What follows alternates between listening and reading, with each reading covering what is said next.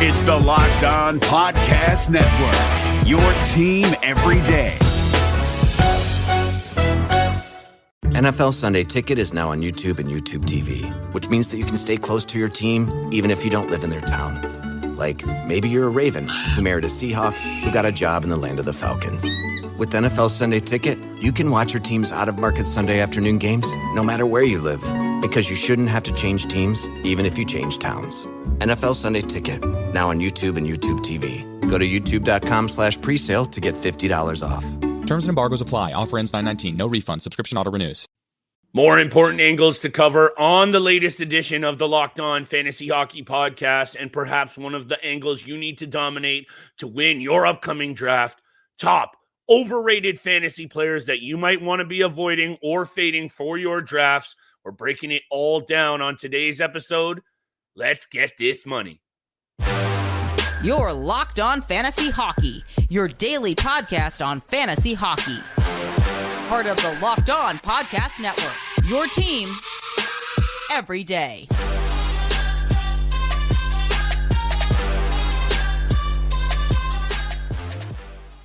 You heard the music, and you know what time it is. It's time for your source for fantasy hockey news and degenerate gambling breakdowns, the Locked On Fantasy Hockey Podcast.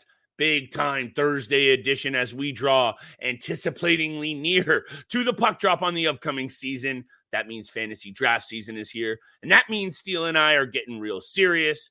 Thank you for making us your first listen every single day. On today's episode, Steele and I are going to break down some of the top overrated, in our opinion, Steele, top overrated fantasy pieces that people might be reaching on this year. And I think what I wanted to get off the chest first about this, Steele, is I think all the guys I'm going to talk about on today's show are still fantasy relevant, but I think they're just getting a little bit too much love. And I don't love what I've seen from them in the past to sink too much fantasy stock into. That's how I'm looking at today's episode. And by the way, everybody, huge shout out to all of our listeners, supporters, watchers, and wherever you take us in on the daily basis, because I know I speak for Steele on this one. We see you and appreciate you. We slid into the top 15 in fantasy sports podcasts in Canada, up north of the border. So I just want to say a big love and salute to everyone who holds us down. And trust me when I say Steele and I are just getting warmed up. So if you've been feeling it, make sure you like, subscribe, tap into the podcast. We are here for you guys. Steele, now that I'm done bleeding my heart out and giving our supporters their flowers, which I think some of them do deserve wholeheartedly, this is one of those conversations that I think the guys you or gals you look up in that GM standings, you look up in your fantasy league, they probably were able to pass on some of these players too early. Does that mean you don't want them on their team? Perhaps not, but why don't I turn it over to you? Who are you looking at for some of these fantasy pieces that might be, going into this season at least, getting a little bit too much love and might be a little bit overrated? Well, you made a great statement right off the top. These players that we're going to be talking about in this episode are still draftable. They're still fantasy relevant. Yep. But again, just too much love that we've been seeing from other GMs throughout the last couple of seasons in the fantasy league. So again, still draftable, but sliding down the draft board in our opinion. Again, it's up for debate, but this is our opinion on the Locked On Fantasy Hockey Podcast. And as you can see right now on today's show, we've got Linus Ullmark on there. I'm going to start with another Boston Bruins player, and I'm going with Charlie McAvoy on the blue line for the Boston Bruins. Still an absolute stud. He gets it done offensively. 52 points last year, 56 the previous year of that. But for me, again, a big topic for today's episode is going to be the healthiness of all these players, the health, and if they're able to play more than 70 games. And Charlie McAvoy has just not been able to stay healthy throughout his NHL career. Fair. The only one time he's played more than 70 games, and that was 2 seasons ago. Other than that, it's always been below 67 games in his NHL career in 6 years in the NHL. So that's the big reason why I have Charlie McAvoy. Again, still an absolute stud offensively. He had 7 goals, 45 points, 45 assists for 52 points last year, a plus 29. He's a Bengal League beauty. It seems like he had 55 penalty minutes. but it's really those peripheral stats that make Charlie McAvoy slide down the draft board, in my opinion. Only had 105 shots last year. He's never gotten more than 170. And as the top blue liner for the Boston Bruins, I expect him to be more productive in that statistic area.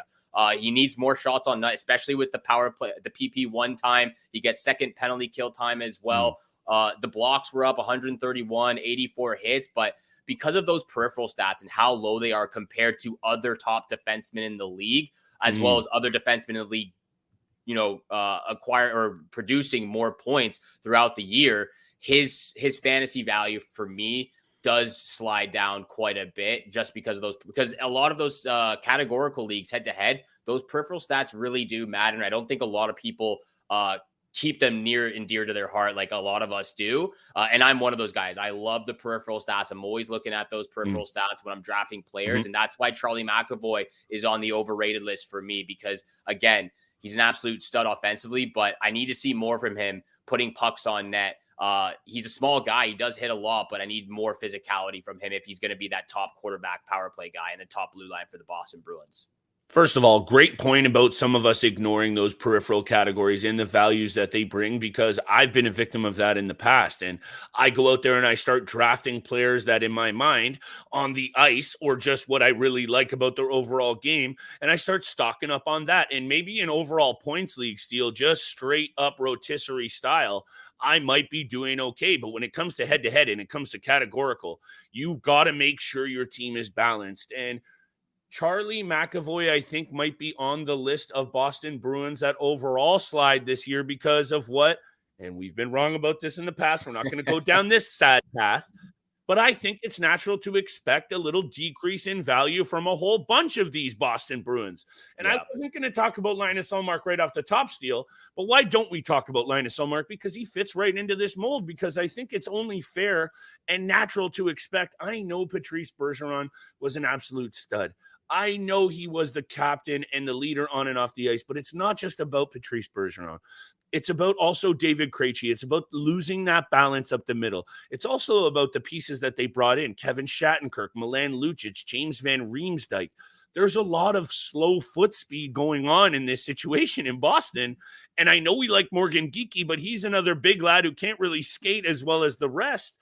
That leaves me concerned. And then when you look at Linus Ullmark, and I really do like the tandem still, Steele, overall, because I do like what Jeremy Swayman can bring to the plate. And Linus Ullmark actually over the last 2 seasons has been pretty solid, 66 wins, Steele.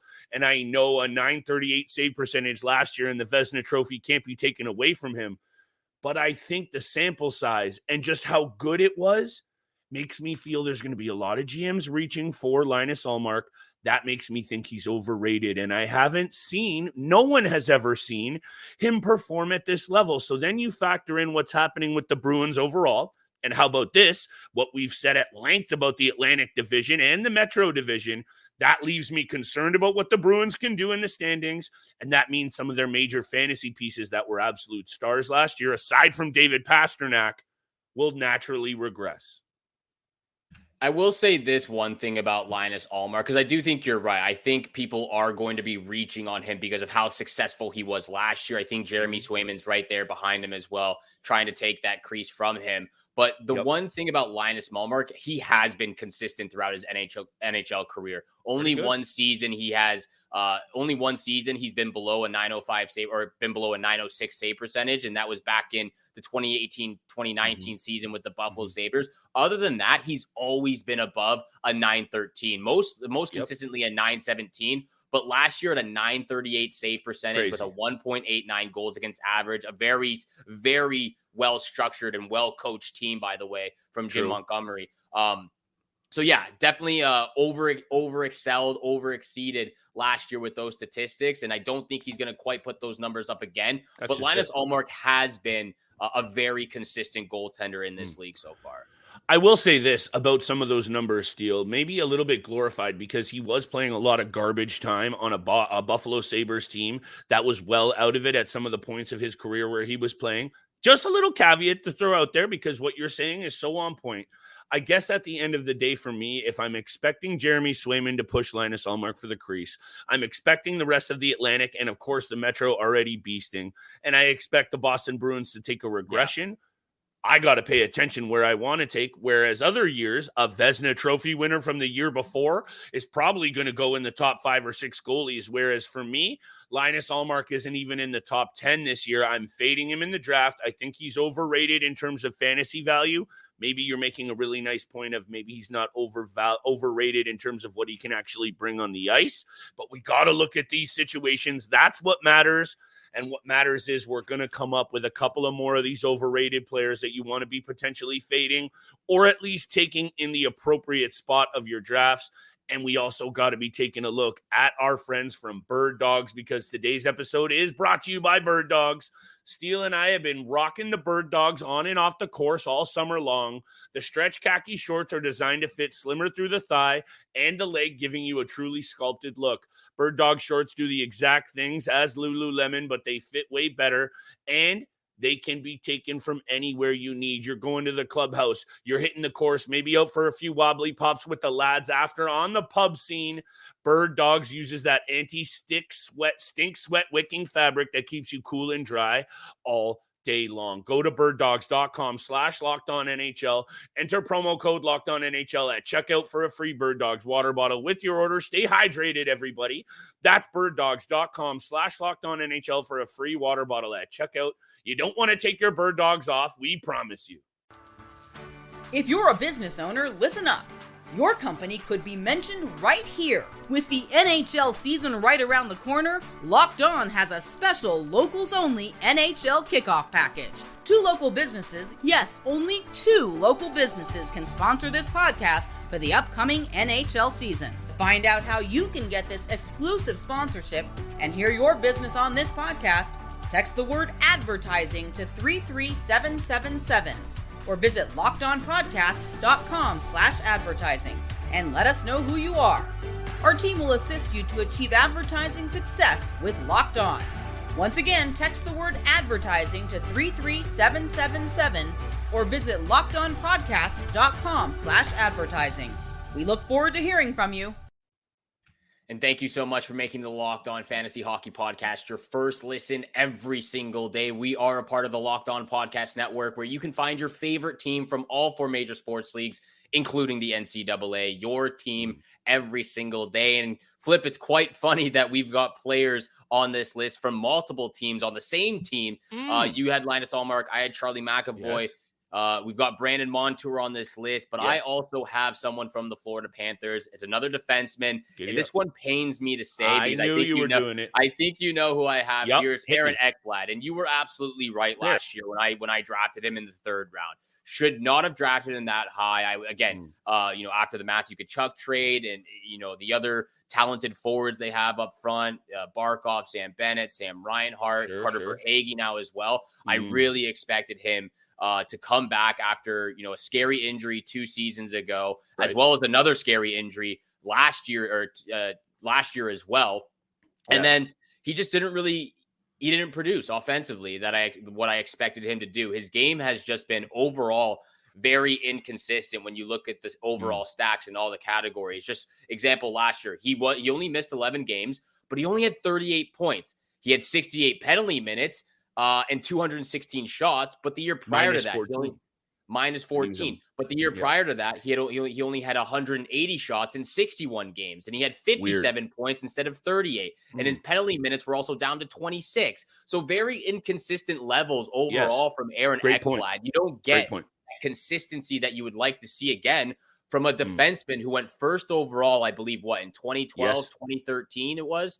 2014 first overall pick. And again, just overall, the last 4 years has not been able to stay healthy. No consistency with his overall game, defensively and offensively. I know he plays some high minutes, almost close to 23 and a half minutes of average ice time last year.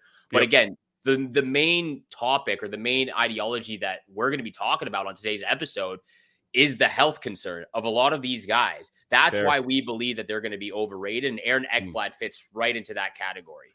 Definitely on your side of things. I have one player who injury is definitely a concern, and he's also a Florida Panther. And I'll segue into that in a quick second. I'll keep this Ekblad take short because we've talked about it, and I think it's clear that why we want to take him so high. And actually, Steele, as much as I was right about my prediction, I'm not going to toot my own horn on this one because I don't even fault you for taking a guy that the year before, as in heading into this draft that you did take him at. In 61 games, he had 57 points. It was plus 38 and really brought it all around and was looking like he was maybe returning to that form that we expected him to have a couple of years previous, 41 points in 67 games, and a guy that is kind of the prototypical defenseman when he's healthy. 6'4", 215 plus pounds, can play with grit, can lead, can bring in an offensive chip in the clutch. When I draw up defensemen in my head a couple of years ago in terms of who I want on the ice, Aaron Ekblad was most definitely right there at the top of the list. Yeah. But you mentioned it. Not many pieces, and in the fantasy side in the draft, can you really look at and go, I am worried about his injury status. This guy is definitely up there as one that you have to be concerned about.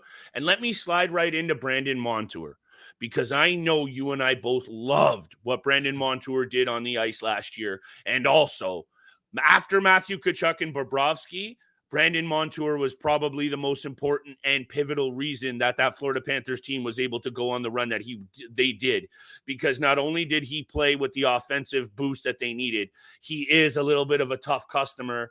93 block shots last year, 92 hits, 242 shots on net. But before that, Steele, a career high, and that was almost 8 seasons previous of 181 shots. How about also a career high previous after 73 last year of 37, only the year before. And this is, again, the angle we have to take and separate this. We're talking fantasy here, overrated. I don't think Brandon Montour's quality on the ice is overrated at all, because he's earned what he is getting right now, and I'm sure he'll get a nice little payday off of this past couple of seasons if his contract is coming up. It's the fantasy side that I think he's overrated, Steele, and I'm not ready to take him. Also, he is banged up. This man has played a whole ton of minutes, and we know he's injured. So I just don't want any of our devout fantasy listeners out there to see all these amazing numbers, which they are, to see the postseason metrics, which were also amazing, and reach on Brandon Montour. He's banged up. I see regression from the Florida Panthers. I know you don't fully agree with me there, but hopefully you can agree with me here that this guy might just be a little overrated. I still find him valuable, but I'm taking him in the 3rd or 4th quarter of my draft. I'm saying 9th round or later, Steele. Well, he's sort of in that same category or same area as Josh Morrissey, the same sort of philosophy, the same sort of track record in the NHL from start of his career to where he is now. Consistently was putting up 30 to 40 points, 35 points consistently over the first 7 years of his career. And now Josh Morrissey just blossomed last year, had over 70 points. Same goes for Brandon Montour. The shots were up, the blocks were up, the hits were up. Yes. Do we believe that they're going to fall back down a little bit? Of course we do. I think a lot of people do think that as well. There's still, again, fantasy assets and fantasy value. Here's the question that I want to ask you, though. Hit me. Who do you think goes ahead of them? Do you think Aaron Ekblad gets drafted before Brandon Montour, or Brandon Montour goes ahead of Aaron Ekblad?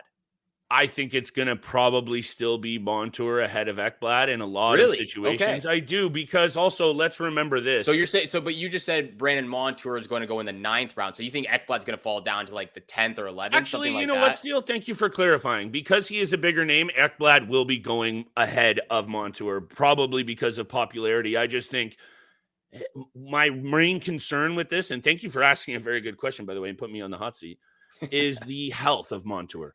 Yeah. Because if we know he's 100% healthy and he's coming into the season, because I think we're also unsure about Ekblad's health. So both of these guys, I think, were banged up because of the name and because of his pedigree and what he's been able to do. I think Ekblad does go higher, but because of opportunity and maybe minutes, Montour might end up being more valuable this year. It's hard for me as well to give you this prediction because, I think the Florida Panthers are going to regress. So I would just be wary with both of these defensemen. It is very hard. It is very hard because, we disagree. Thank you for keeping me on point, though. You're killing it. We disagree on where the Florida Panthers are going to finish in the Atlantic Division, and I'm not even going to debate with that because we're not going there. I can't hate on that opinion whatsoever. I will say though, Brandon Montour has been more healthy than Aaron Ekblad throughout his entire career. But you're right. They are both injured right now. They're both resting up this summer, trying to get fully healthy and back in tip-top shape for the upcoming season. But I think you're right. I would also agree with you saying Aaron Ekblad does go before Brandon Montour. After taking him in the 3rd round, I would expect Aaron Ekblad to fall at least to maybe the 6th or 7th, and then Brandon Montour right after him. Probably in the late 7th or mid 8th round. That's where I would put those two guys. But again, some GMs out there might reach on those two guys. And if they reach, and hopefully it turns out successful for them, like it didn't for me. But again, we just want to get the awareness out there of who we believe are overrated. And we've got a few more players that we want to talk about coming up in the last segment of this episode. But thank you so much for making the Locked On Fantasy Hockey Podcast your first listen every single day. Continue to hit the subscribe, hit the follow button, leave a 5-star review on your favorite podcast platform. Flip and I appreciate all that love and support. And again, if you want to be a part of our Fantasy Hockey Listener League, continue to DM us on Twitter with your email and full name so we can add you to the list. We've got over 40 participants so far. Nice. Again, it looks like the casual league is going to have a 16-team league, and the competitive league will have a 14-team league, just to make it a little bit more competitive. But again, if you want to be a part of it, make sure you DM us so we can get you added to the list for the draw. And again, the cutoff date will be September 20th. Coach Prime in Colorado went into Fort Worth and knocked off number 17 TCU in their opening game of the college football season. They said his roster was terrible, the worst roster in college football. Well, that worst roster in college football made history. The rest of the Pac-12 got off to a hot start as well, with the conference going undefeated in all 13 of its matchups over the weekend. There is no conference that had a better weekend than the Pac-12. And the Florida State Seminoles made a statement on behalf of the ACC, well, at least for now, in their win over LSU. It has been a long time since ACC football was on the main stage and not blowing it. For more on all these stories, go check out Locked On Buffs, Locked On Pac-12, and Locked On ACC. Then listen to Locked On's new series, Paving the Way. Each episode highlights a different voice from across the network, a Locked On host whose journey in the industry has helped pave the way toward creating a more inclusive and diverse media landscape. That's Paving the Way, presented by State Farm. Available now on the Locked On Presents podcast feed. Yes. And we are very excited for this upcoming season, getting two different leagues going, the casual and competitive.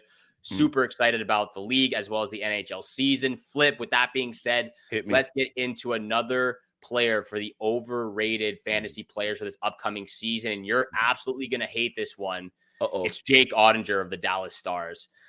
I'm kidding. I just wanted to see your reaction right there. I just was ready for the explanation, but much love. And also, chill with that. No, I'm kidding. Go ahead. I wanted to see your reactions to he's perfectly rated, one of the best top fantasy goalies in the league right now. I'm actually I'm staying in the Eastern Conference right now. All my players are actually from the Eastern Conference, and you can see his name on the board if you're watching on YouTube right now. It's Patrik Laine of the Columbus Blue Jackets. I like this. And again, the real reason for me, and that's my main point that I'm getting across here, are the injury concerns, the health concerns with all three of the players that I've talked about so far. And Patrik Laine falls right into that category.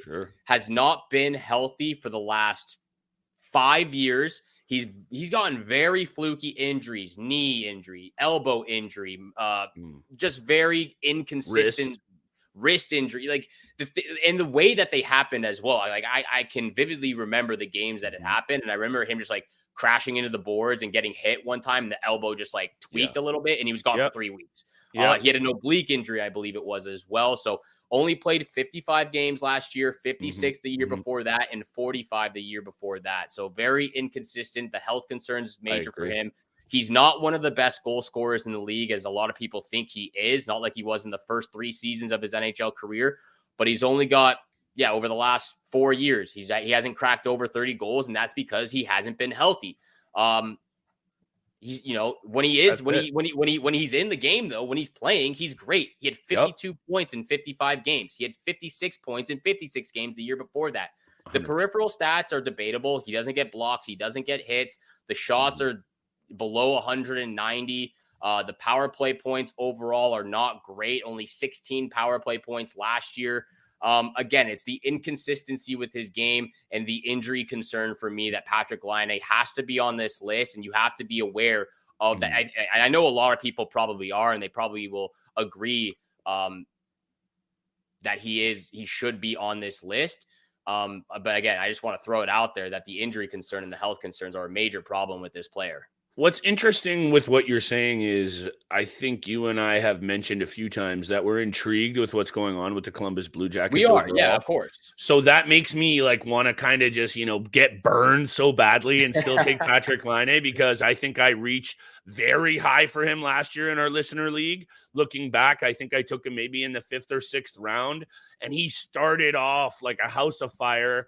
And then everything that you just said happened. And I guess what my thing is with Laine, you can't just call a player what he is without mentioning an ability to stay in the lineup, because yes, he can be an elite scoring piece. His release, his shot, when he's healthy, those first couple of years, Austin Matthews and Patrik Laine, you like to have that conversation, even though I think you and I have both been on one side of that conversation from the get-go. And that's clearly been decided, and we don't need to even talk about that one. But you know what I'm saying? Patrik Laine was there for a year or two right there with just as much potential, at least, with Austin Matthews. And I'm not going down that path at all, Steele, but what we have to mention is a lot of people did bang up on Austin Matthews for his ability to stay in the lineup. But now when you look at what Patrik Laine has been unable to do, you can't help but feel that maybe he is a little bit overrated in terms of, again, let's bring it back to the fantasy side, because his offensive quality is obviously elite when he's able to stay in the lineup. But we don't really care about that unless it's getting us this fantasy money, Steele. And I'll leave my final at this, because I had 2 honorable mentions. Martin Nakash wanted to go on this list for me, but he's young. Oh, wow. And I think he's still going to prove that he is good. So I didn't want to put him on the overrated list. It's just he's being touted very, very high. And that's making me nervous. But then I look at his age. He's just turned 24. I don't want to say he's overrated when he really hasn't even blossomed yet. But he was close. And the other one was Ryan Nugent-Hopkins, because for the most of his career as a number 1 overall draft pick, topping out at 50, 55, 61, and wherever he was at, below 65 points for a number 1 guy who is now being pumped up there for a triple-digit point producer. Yeah, I understand the position he's in the elite and historically good power play in Edmonton. So I, again, did not want to throw him on the overrated list, because I have a feeling he's going to be pretty close to 85, 90 points, because the Edmonton Oilers, I can't contradict myself here, Steele. I believe the Edmonton Oilers are in for a really good year. So Ryan Nugent-Hopkins, in my opinion, might be slightly overvalued, but he's still going to be there. So that's why they didn't make the list. They're on the honorable mention. But Josh Morrissey at 76 points last year, and thank you for alluding to it. Let me hit you with this stat in a sec, too. Previous high, 37 points. I understand he was 5th in Norris voting. I understand that he really was one of the best players on the Winnipeg Jets team last year. But let me hit you with this. They were the 20th best power play in the NHL last year, Steele. What if that gets worse this year? I'm just saying they were lucky to get that much out of Josh Morrissey, because this is what I'll focus in on. His points on the power play, 26 power play assists. If that power play gets any worse, which I think maybe is probably a fair prediction given what we think might happen with the Winnipeg Jets. I know you're a little bit harsher on them than I am. I think Morrissey can't be reached on. I think the Jets still make some noise, but I'm worried about the overall effectiveness of the power play. And if they can't get it done in the power play, Morrissey's numbers definitely go down. I just say don't reach on a guy who previously topped out at 37 points. And that's what you were talking about, Brandon Montour. I thought you were about to contradict yourself there with the Winnipeg. Oh, I had to hold it down. You had to hold it down just a little bit. But that's what we were talking about with the Brandon Montour, or what you were alluding to with the Brandon Montour take. And exactly when you look at their statistics in their NHL career side by side. I know Brandon Montour has been, Josh Morrissey's actually been in the league a lot more. Can't really count the first year, only played one game. They've been both in the league for 7 years and very, very similar stats.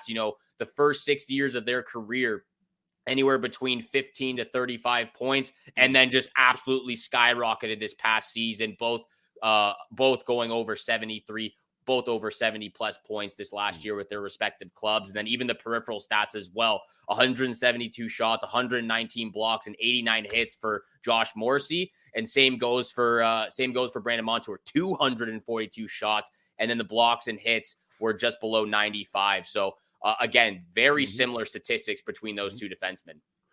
And at the end of what I'm trying to get at here, Steele, is we still have a lot of analysis to break down.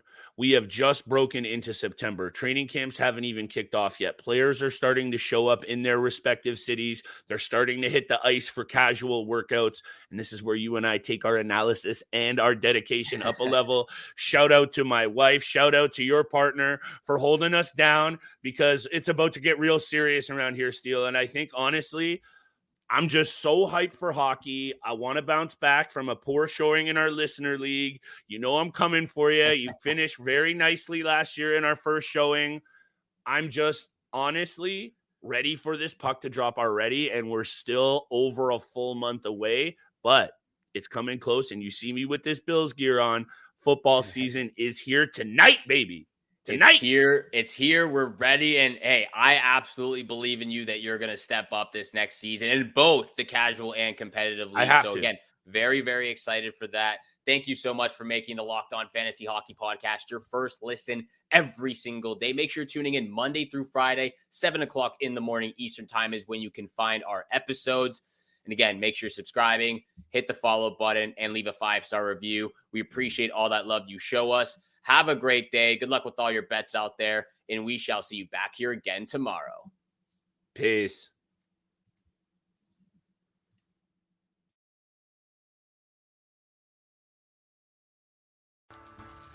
If you're a business owner, listen up. Your company could be mentioned right here. With the NHL season right around the corner, Locked On has a special locals-only NHL kickoff package. 2 local businesses, yes, only 2 local businesses can sponsor this podcast for the upcoming NHL season. Find out how you can get this exclusive sponsorship and hear your business on this podcast. Text the word advertising to 33777. Or visit LockedOnPodcasts.com/advertising and let us know who you are. Our team will assist you to achieve advertising success with Locked On. Once again, text the word advertising to 33777 or visit LockedOnPodcasts.com/advertising. We look forward to hearing from you. Coach Prime in Colorado went into Fort Worth and knocked off number 17 TCU in their opening game of the college football season. They said his roster was terrible, the worst roster in college football. Well, that worst roster in college football made history. The rest of the Pac-12 got off to a hot start as well, with the conference going undefeated in all 13 of its matchups over the weekend. There is no conference that had a better weekend than the Pac-12. And the Florida State Seminoles made a statement on behalf of the ACC, well, at least for now, in their win over LSU. It has been a long time since ACC football was on the main stage and not blowing it. For more on all these stories, go check out Locked On Buffs, Locked On Pac-12, and Locked On ACC. Then listen to Locked On's new series, Paving the Way. Each episode highlights a different voice from across the network, a Locked On host whose journey in the industry has helped pave the way toward creating a more inclusive and diverse media landscape. That's Paving the Way, presented by State Farm. Available now on the Locked On Presents podcast feed. Hey, Prime members, you can listen to this Locked On podcast ad-free on Amazon Music. Download the Amazon Music app today.